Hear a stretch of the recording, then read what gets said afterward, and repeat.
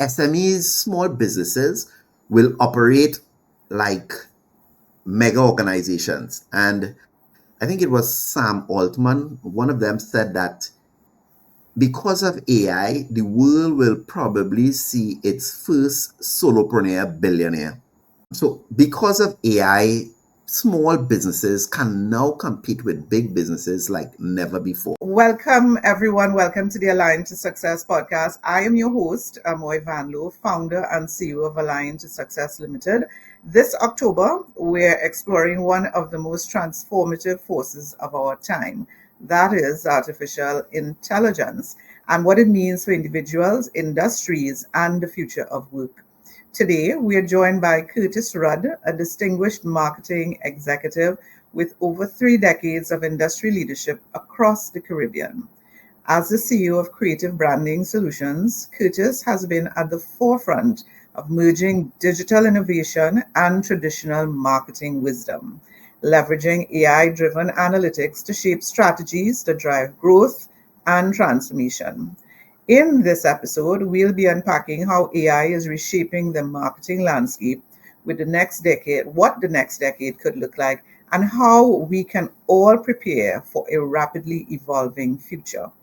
Curtis, welcome to the podcast. I am especially glad to have you here this afternoon.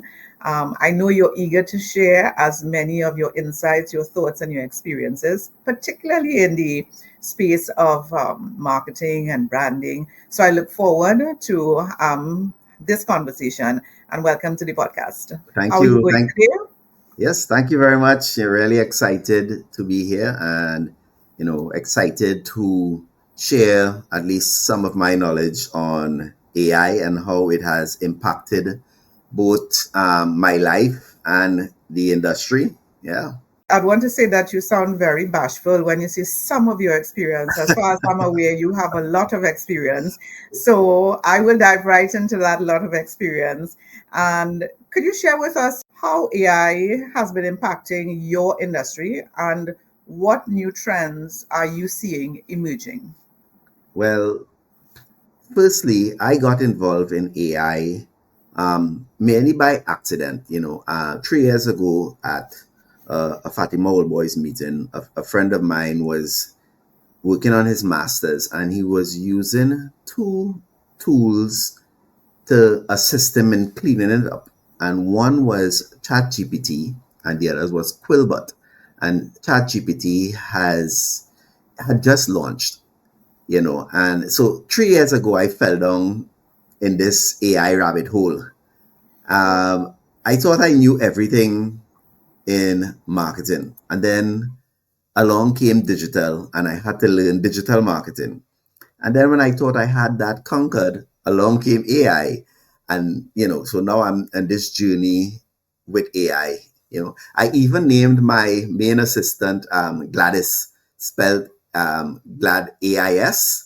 And I've trained her on my own voice. My work or Caribbean context. So a lot of the outputs, it sounds like me. And that's the point with AI. AI is powerful, but unless it understands our culture, it will keep serving a lot of cliches.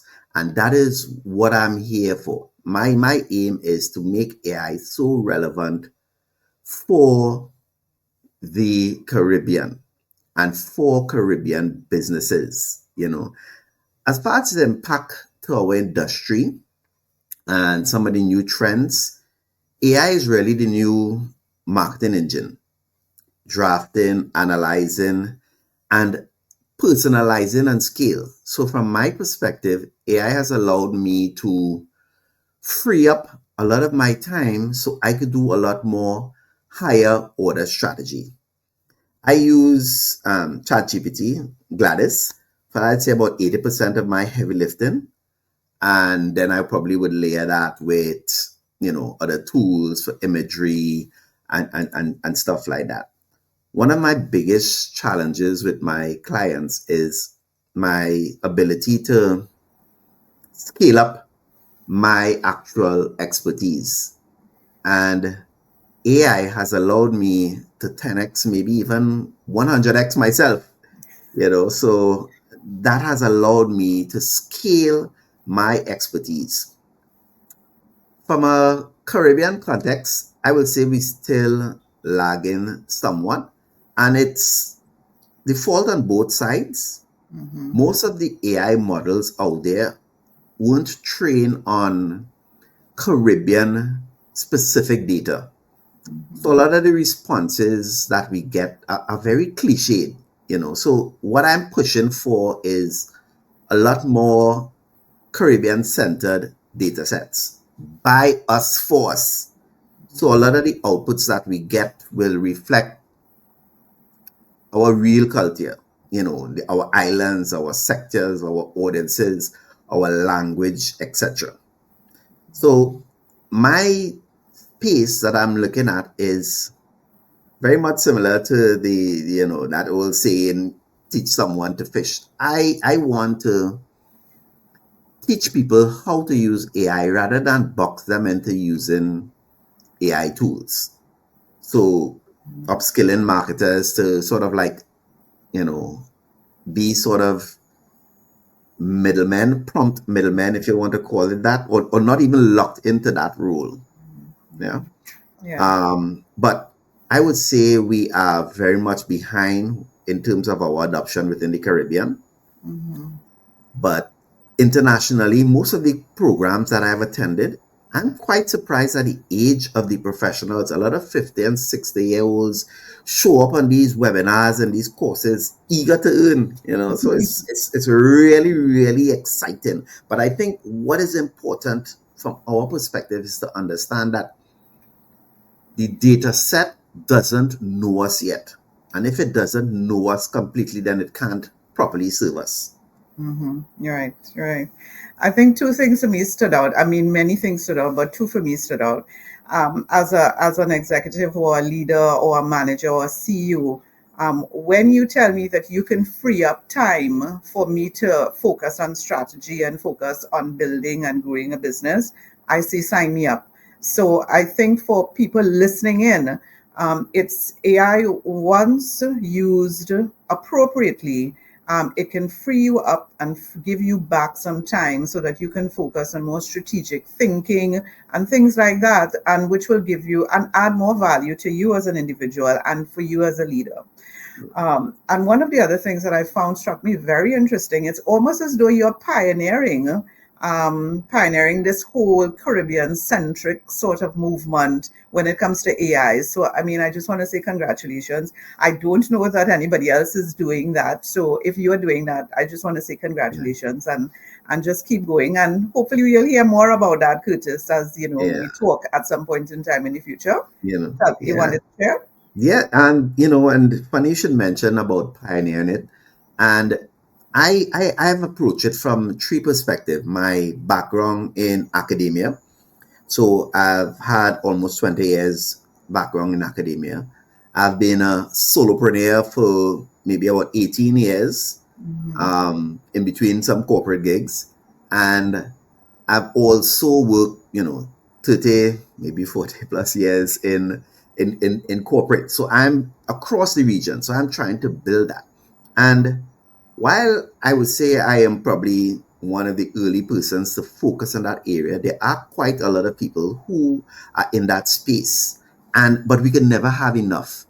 And I want to credit, one person in particular who really, to me, is the AI boss, a guy by the name of Leslie Fook. So two of my inspirations actually are from the Caribbean.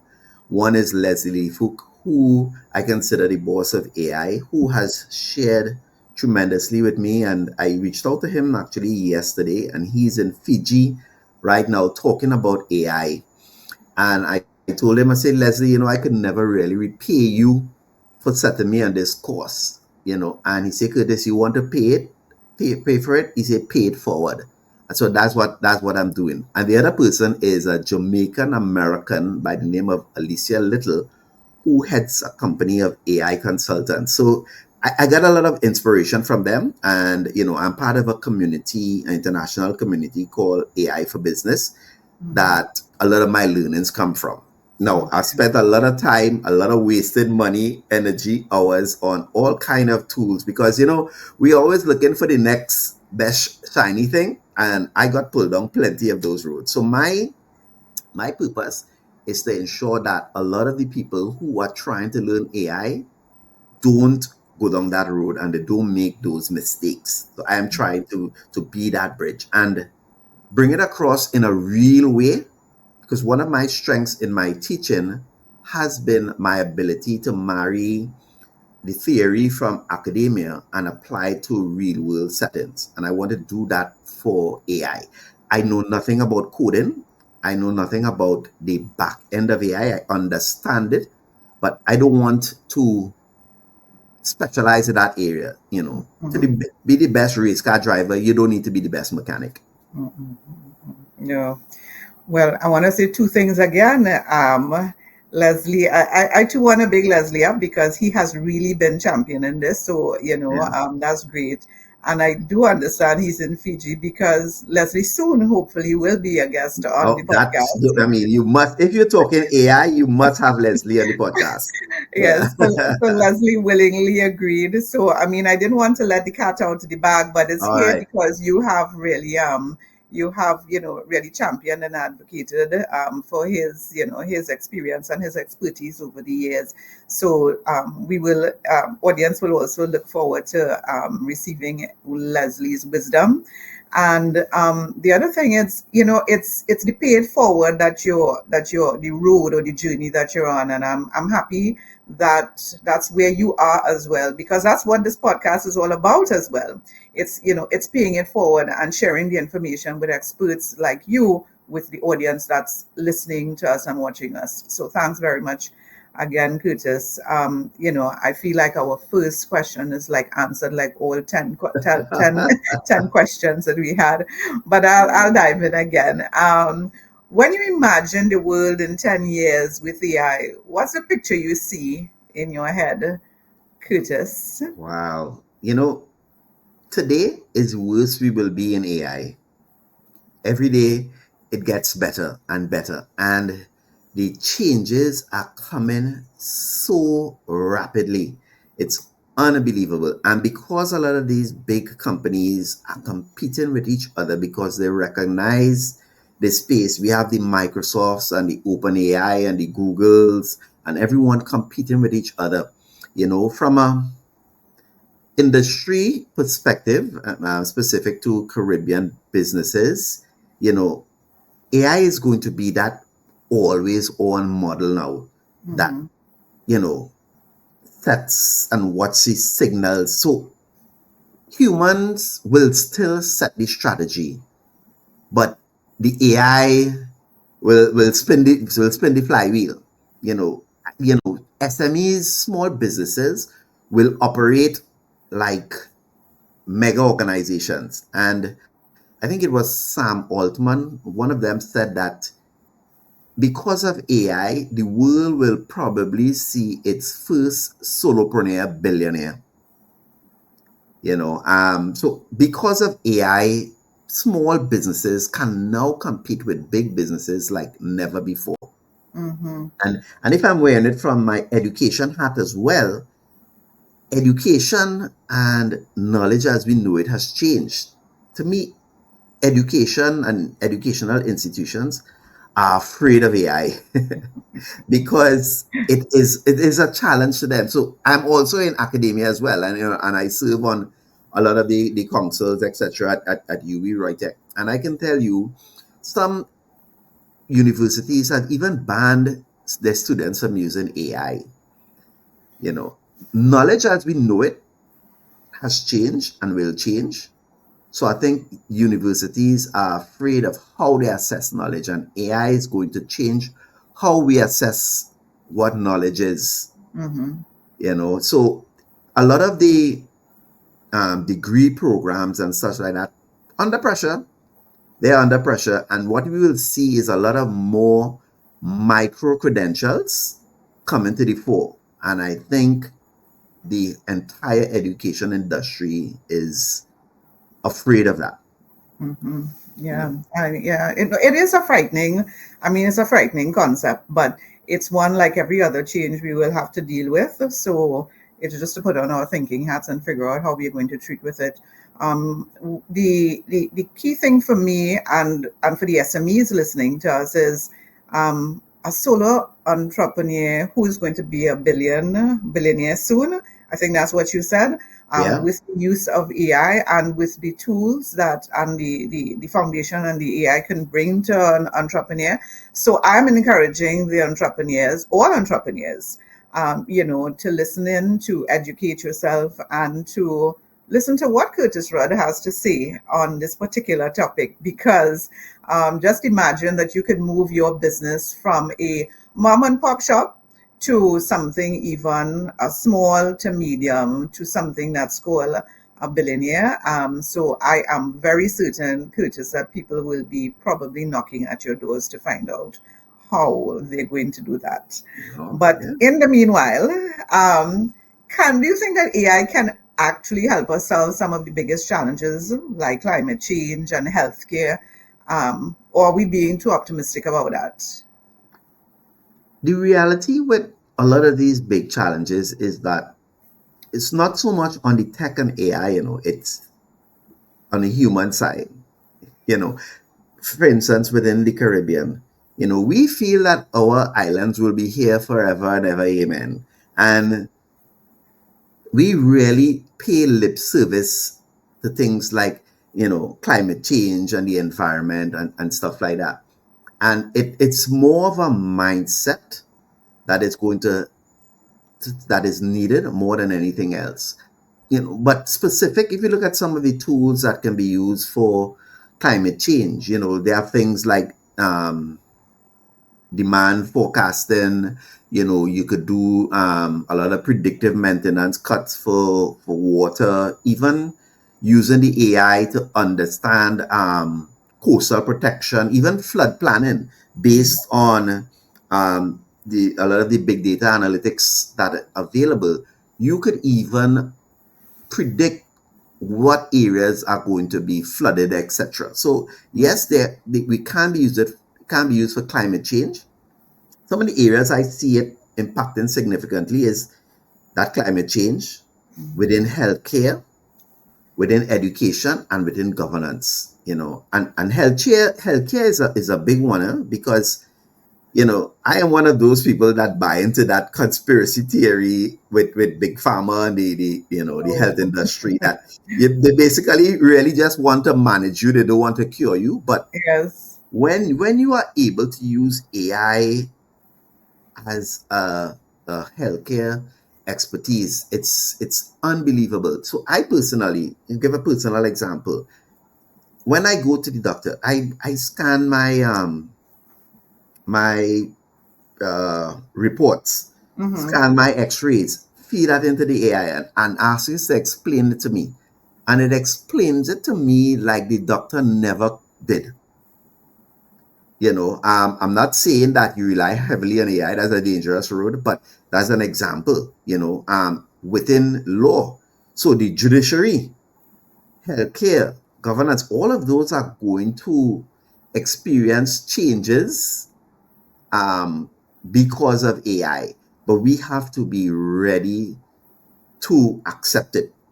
I always tell people that AI is not going to replace you. Someone using AI will replace you. Mm-hmm. And we can't be afraid of AI.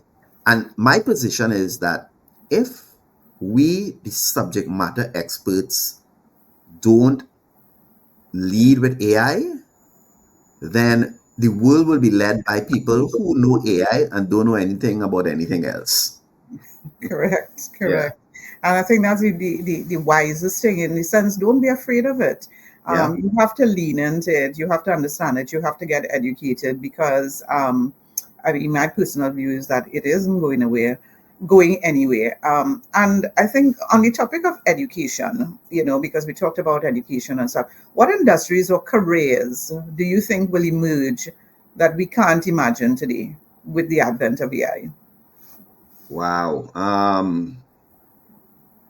There are going to be a lot of AI ops managers that I see, not just in education, but um, across the board.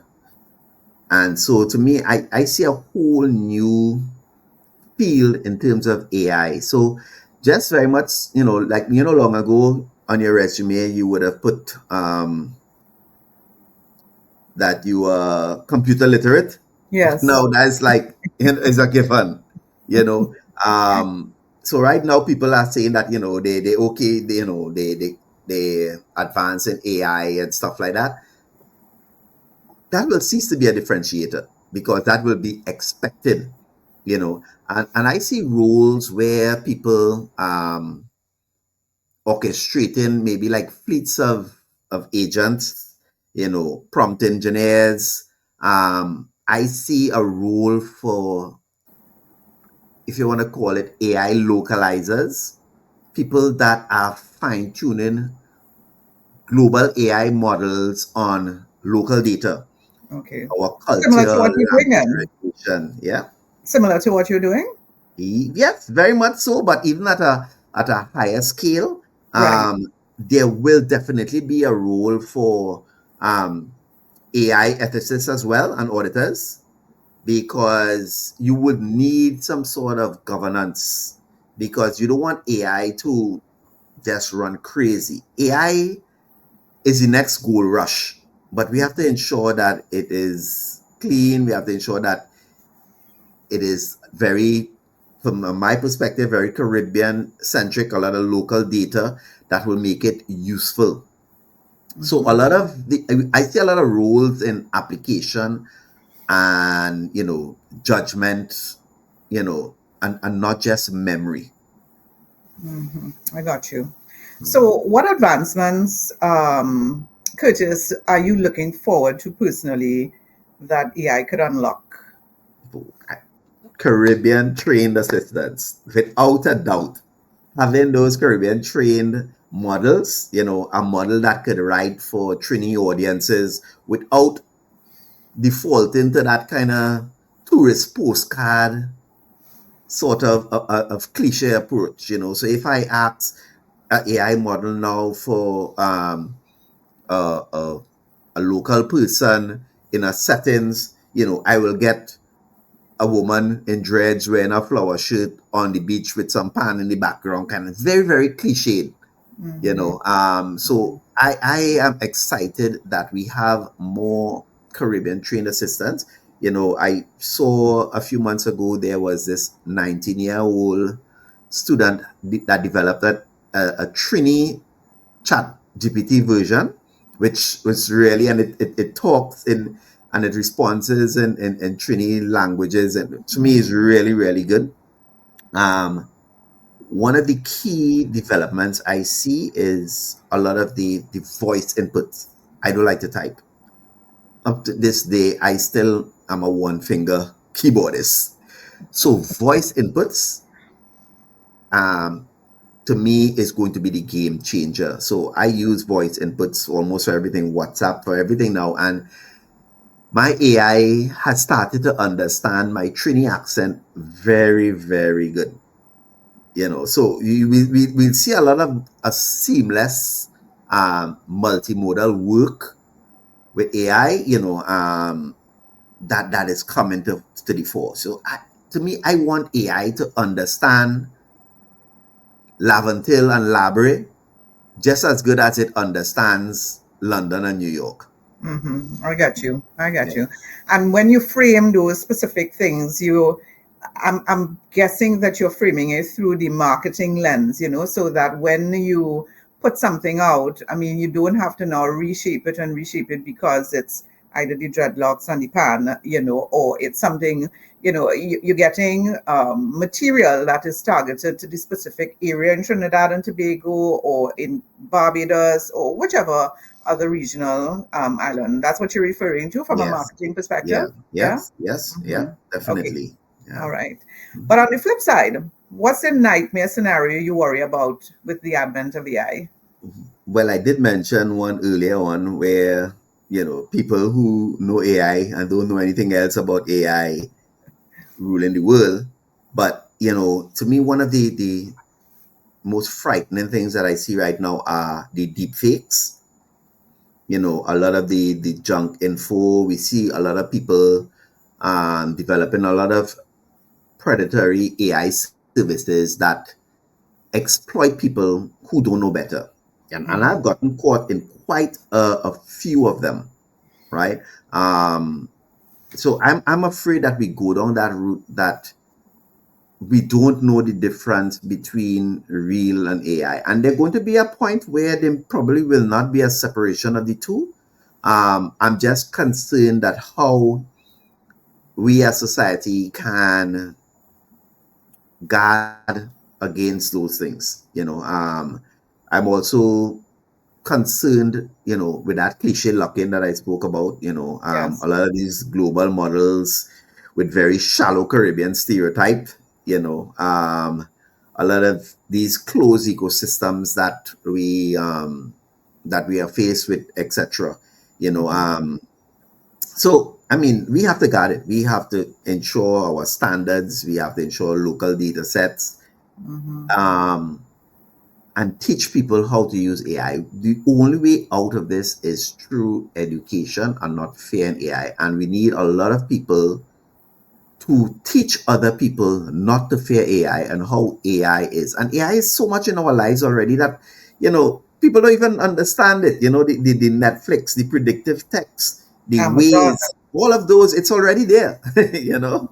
And we've been using it for years. It's just that we didn't know that it was AI. So the Yes. thing is just now that we know, now that it's becoming very transparent that we've been using AI in a fair amount of things, we just now have to lean into it more. And I think you've hit the nail on the head, which is education, education, and education. So get yourself informed, get a better understanding of what AI is and how it's going to help you individually and how it's going to help you at your place of work, wherever that is, and also for students, Yeah. So, as I talk about students, if you had to give advice to a young person today on how to prepare for the AI future, what would you say to them?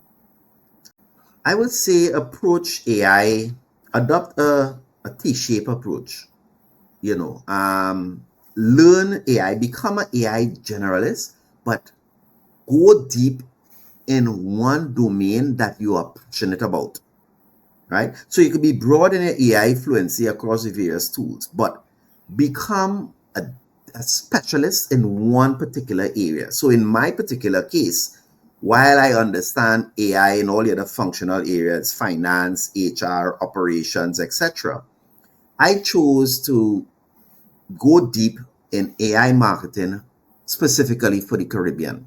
Build up a portfolio.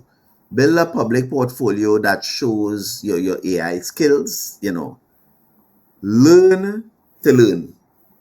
And by that I mean use AI daily, but integrate it into your normal learning, personalize your output. I always tell them I can spot AI a mile away. So I encourage my students, use AI, but understand I am the AI boss. So I can spot AI content a mile away. And I have gotten so good at it, and I have trained my model so well in my brand voice that the outputs that I get, it fully understands what I'm looking for. It knows that I don't want no M dashes, I don't want no emojis, I don't want the cliche terms, I want the song Caribbean. So don't just take the output that you get from AI Hmm. and run with it. So, seeing from a student perspective, we now have AI tools that when you submit a project to me, that I can determine what percentage of this was AI generated. And to me, I think the ethics is important. Understanding ethics. Find an AI community that you could grow together with, right? And that is how I have been able to grow. But one thing I'm amazed at is how willing the AI community is to share information and not hoard. We have to get out of this common entrance and SEA mentality where we feel that we're competing for limited spaces. You know, if 100 200, 300 AI marketers jump up in Trinidad tomorrow, it still will not be enough, right? So, and as you learn, as Leslie said, pay it forward early, continue as you go to pay it forward and carry people along this AI journey. Great, great, great. So I feel I'm going to ask a question that I already know the answer to, but I'm still going to ask it, which is, can we really stop AI from becoming mainstream? The short answer, no. That train has already left the station. Very much like the internet that they can hold back, and very much like mobile that you can hold back. The real question is how it becomes mainstream, what data it is trained on, ensuring that we have free and fair access to it, strong governance, because that's a area that is really lacking. We still unsure how to govern the AI. So we need that at the table. So our job as AI thought leaders in the world and in the Caribbean is how are we going to shape that adoption curve that it best serves Caribbean people and businesses. And forgive me if I am biased towards the Caribbean, No, no, no, because no. we are being left behind, and in the world scheme of things, no one's going to build a data set on a few million people when they could build a data set on billions of people. So we really can't stop AI. We can either steer it or be steered by it. And I hear you, and I hear you advocating for the Caribbean data set. I think we should be just steering it. So in this podcast, there's always, there are always these concerns, and people say all sorts of things and what they think and what they believe about AI. What is one or two myths about AI that you would like to clarify to this audience today? You I, can do I one or that, you can do two. that is without a doubt where people feel AI will replace us. That to me that is the number one. There are quite a few others, but the number one is that AI will replace us. And the reality is that AI replaces tasks, not purpose, right? And those people that were going to win from AI, look at the scope, judge, apply. The more you define problems, curate the different data, and decide the trade-offs, then the more valuable that you're going to become. You have to make yourself irreplaceable and understand that what is changing is rules as we know it. So a lot of the heavy lifting that we know now is going to be done by AI. So a lot of people doing that heavy lifting. I'm talking more specifically with the thinking process. Mm-hmm. And we will now be left to do a lot more of the higher level human strategic thinking that AI still has not been able to fully grasp. I'm not saying it may not happen in the future, right? So I think it might, Curtis. I AI think it doesn't might. make you obsolete. It makes your judgment more visible. So I like to refer to AI more of as augmented intelligence rather than artificial intelligence. How do you use AI to better what you do and cut back on time? Things that used to take me weeks to do and sometimes I would have to outsource, I can now do in a few minutes. And what are you going to do with those hours that you've regained? Mm-hmm. Mm-hmm. Task, not purpose. AI is going to replace task, not purpose. I have noted that it's going to be a banner somewhere replacing. Yes, it's going to replace task, not purpose. And I really want our audience to remember that particular one. There's been so many nuggets that you have shared with us, Curtis. And before we wrap up here today, is there anything that you want to share with the audience before we go? Uh, I just want to encourage people to get on board the AI train, particularly for the Caribbean. We need so much more people getting involved with AI. We need people to be comfortable with AI, and it has to be done at a personal, industry, and at a state level. If we want AI that serves the Caribbean, then we have to feed it Caribbean reality. We have to teach our people to use it well. And that's my mission. My mission is to build capacity, not dependency. So as a region, we not catching up, we leading. We AI, you know, we still on the early stages of AI, despite it growing so fast. And they always say that small able to maneuver better. And we as a region are small in the scope of the world.